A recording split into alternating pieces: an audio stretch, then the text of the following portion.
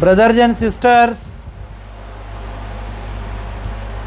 ladies and gentlemen,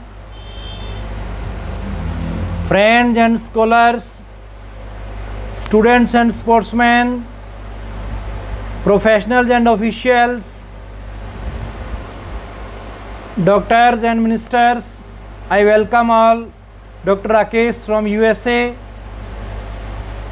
Some people ask, why do the patients survive by providing artificial respiration?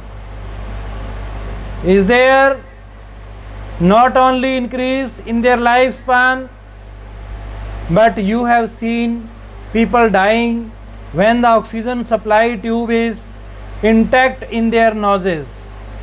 Why does it so happen?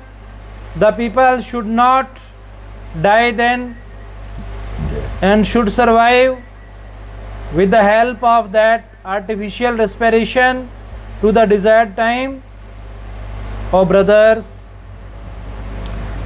the reality is that the period of life is fixed and no one cannot put it off, but nothing is impossible for God.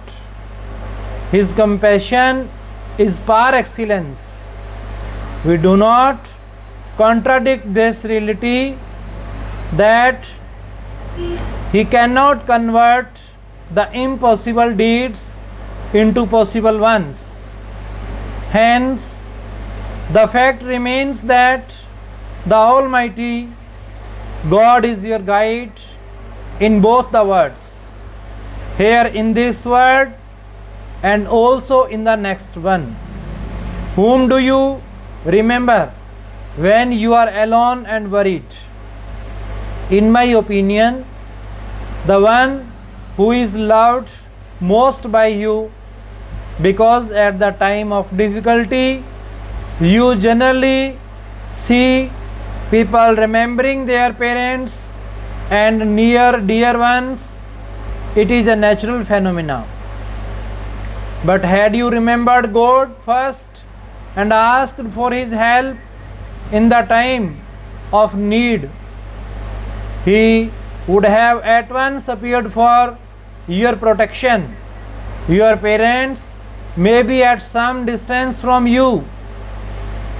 They might be residing at some other places and are not able to help you at that very moment.